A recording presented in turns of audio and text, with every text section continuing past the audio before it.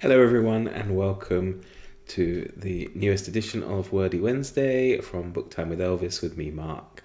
I hope you're all doing well, and we're going to continue in our overview of the life of Dr. Samuel Johnson and then look at six more interesting, or at least what I think are interesting, definitions from his dictionary. If you remember in the last episode, we left Dr. Johnson having just published a book in 1733. However, it was not, of course, a book of his own writing.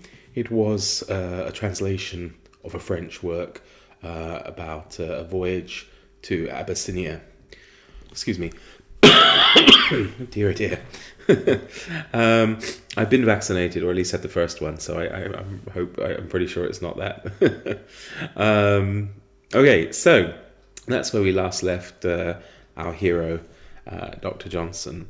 We'll pick up the story in September 1734, and Johnson's good friend, Harry Potter. You see, I was going to say Harry Potter, and I knew I was going to say that, and I didn't want to. Harry Porter died. So Johnson's good friend, Harry Porter, died in September 1734. Shortly after this, Johnson started courting Harry's wife. And apparently, by all accounts, Johnson was a very shy and inexperienced young man. Harry's wife was called Elizabeth, so she was Elizabeth Porter, and she accepted Johnson's advances. And by 1745, they were married, though both families were not too keen on this love match. After all, Elizabeth had 3 children, at least 2 of them were grown, but that wasn't the biggest problem. She was 46 years old, and Johnson was only 25, so quite an age difference there. And I suppose, certainly given the time, perhaps you can understand maybe why both families didn't approve, especially the children. Though one of the older daughter, she didn't mind so much apparently, but the son cut off all ties with her, though they did reconcile later on. One good thing for Johnson out of this love match was that Elizabeth did have a substantial allowance or a small fortune, and she did agree to kind of keep him and help him with that, so financial support. So that was very attractive given the financial problems he had grown up with his father. In the autumn of 1735, Johnson opened his own school. It was called the Ediel Hall School, and it was supposed to be a private academy, and it was at Ediel near Lichfield, his hometown. He had only 3 pupils. They were Lawrence Offley, George Garrick, and the 18-year-old David Garrick, who maybe some of you know would actually later become one of the most famous actors of his day. Unfortunately for Johnson and for Elizabeth, this venture was a disaster, and it did cost her a substantial amount of the small fortune that she already had. Though, instead of trying to save the school, Johnson actually pushed on with his writing, and at the time he started writing a historical tragedy by the name of Irene. Many people, well, I won't say many people, but some people have since speculated that the reason why Johnson didn't do very well in schools and why he fell out with people may have been down to his condition. If you remember, he suffers a lot from tics and other physical issues that are now associated with Tourette's syndrome. So perhaps this made him difficult, or made it difficult for him to, to settle down and stay, in a secure position in any of the schools he went to, even the one he started himself. Anyway, regardless of all these issues, Johnson actually left home and he headed to London, and he did so with his pupil, David Garrick. Strangely enough, they left, on the same day that Johnson's brother actually died. And Johnson himself was virtually penniless by the time he arrived in London, though luckily Garrick had a lot of useful connections there in London, so we'll see later how that plays out.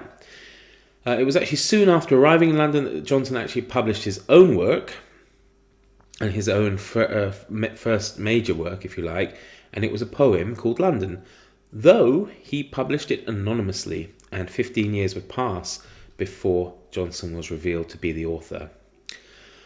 In the meantime, Johnson still continued to pursue a career in education, but he was hampered, as usual, by probably his physical problems, but more immediately at the time by his lack of qualifications, specifically a master's degree from his university. Right then, so what are the 6 definitions we have for today? The first one is bibber or biber. I have a feeling it's probably biber because we use the term imbibe, don't we, when we talk about drinking. And a biber is, according to Johnson, a tippler, or a man that drinks often. So I suppose I've been a bit of a biber in my time, as maybe many of you have as well. And fine, the next word. It's a nice one, this one. It's a verb, and it's to dídder, and apparently it comes from German, and it means to quake with cold or to shiver. And he puts it as a provincial word, to dídder. So, I was up in the mountains in winter and I díddered, maybe, yeah. The next one, I love it. I love to say it. It sounds like something out of Harry Potter. Hiccius Doccius. And Johnson fancies that this is a corrupted form of Hiccius Doccius. This or here is the learned man. And apparently it was used by jugglers to talk about themselves. He calls it a cant word for a juggler, one that plays fast and loose. And he gives an example from Hudibras, a dull old sot who told the clock for many years at Bridewell dock, at Westminster and Hicks hall, and Hiccius Doccius played in all, where in all governments and times had been both friend and foe to crimes. Nice, isn't it? Hiccius Doccius. The next one is Hebdomad, and it simply means a week, or a space of 7 days. Hebdomad, I like that. And he gives an example from Brown. Computing by the medical month, the first hebdomad or septenary consists of 6 days, 17 hours and a half. Rather precise, isn't it? Okay, our penultimate word for this week is jastitation or jactitation. I'm not entirely sure. Johnson says it comes from Latin. I'll go with jactitation. And apparently it's a tossing, motion, restlessness or heaving. And he takes his example from Harvey. If the patient be surprised with jactitation or great oppression about the stomach, expect no relief from cordials. There we go. And the last one for today, it's either yoke fellow or yoke mate. Both can be used there. And a yoke fellow or a yoke mate is a companion in labour. So I guess it means like a workmate. And he gives the examples here. He gives one from Shakespeare's Henry V. Yoke fellows in arms, let us to France.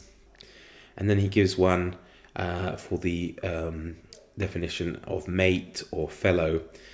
You cannot think me fit to be the yoke fellow of your wit, nor take one of so mean deserts to be the partner of your parts. And that's also from Hudibras. So we'll continue our story next week, and hopefully we'll have 6 more definitions for you then. So thank you very much for sticking with me in this little series. I do hope you enjoy it. I really do. I find it very interesting to look it up, but obviously it's more important, I suppose, for you guys that you do as well. So I wish you all well. Have a great rest of your week, and I'll see you all soon. Take care. All the best. Bye bye.